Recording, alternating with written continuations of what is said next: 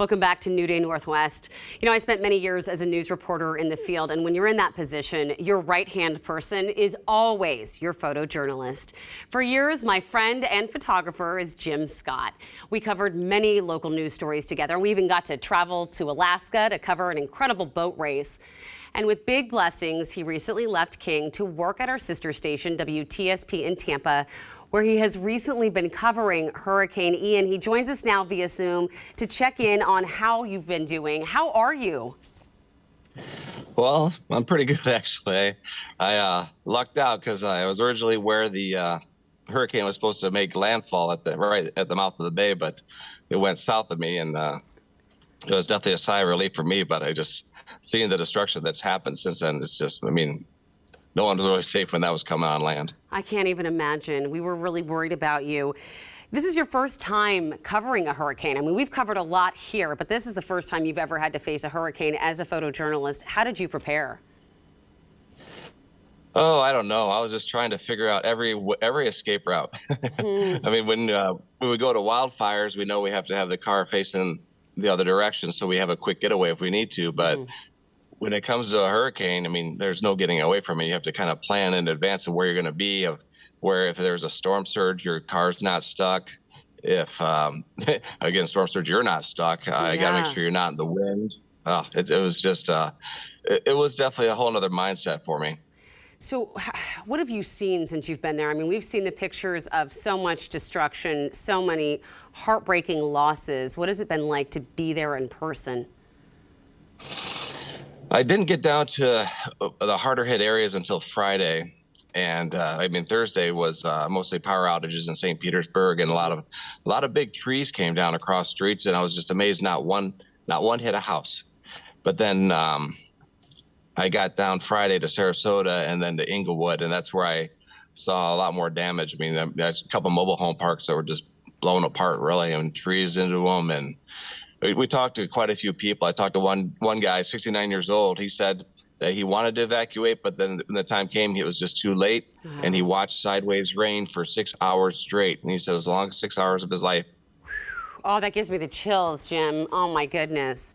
How is the community? Actually, I have to say, you know, we've all seen the video and the pictures of like multiple hundreds of utility trucks lined up and ready to go. Are you still without power in a lot of areas? They've really been kicking it into gear. I mean, I was at one of the locations at the Tropicana Field where there was so many of them lined up, and they had food trucks for those guys, just getting them ready. So as soon as they were assessed and ready to go, they were sending them out. But that was just one portion. That was just our area. But further south, there were so many more. And I don't know. It's probably about 10% left that's without power, and that's really in the hardest hit areas. Wow. How is the community doing now? How are people recovering? I mean, I know it's got to be just different in different areas, but where you're at right now? In this area, you really wouldn't even know it hit. I mean, I've been watching people every morning, you know, out exercising, jogging, walking their dogs. Businesses are back open. Most of them actually started opening again on Friday in this area, were the ones that had power. But down south, I mean, you just keep hearing the stories, and I mean, people's houses are just completely gone. And I saw one of my friends from high school. I didn't know he lived in Fort Myers, but I saw he posted yesterday on Facebook that he's flying out. He's leaving because his house is gone. Oh my goodness. I was just going to ask you about the resilience because as you mentioned, you kind of compared it to covering wildfires on the West Coast where frequently some areas burn a lot. Can you speak to the resilience of these people and if you're seeing more folks saying, listen, the hurricanes are too much, I'm gone? I haven't run into too many people that were saying that they're done with it. I mean, the Floridians are funny when it comes to hurricanes because like, well, that one hasn't hit, that one hasn't hit. But, you know, I keep hearing Hurricane Charlie, that basically Ian took the same route as Hurricane Charlie, but was much bigger. And then there was Irma that came right through, and that was just a lot of rain, a lot of water. But it seems like this was just the worst of everything. And I mean, I don't know what's going to happen in Fort Myers in that area because it was so much destruction down there. And it's just hard to say. And I haven't been down there yet. And we do have a couple crews, but I haven't had a chance to talk with them because they've been pretty busy. I bet. I'll bet. You know, my family, when the Northridge earthquake hit, we left. We said, we're done. This is too much.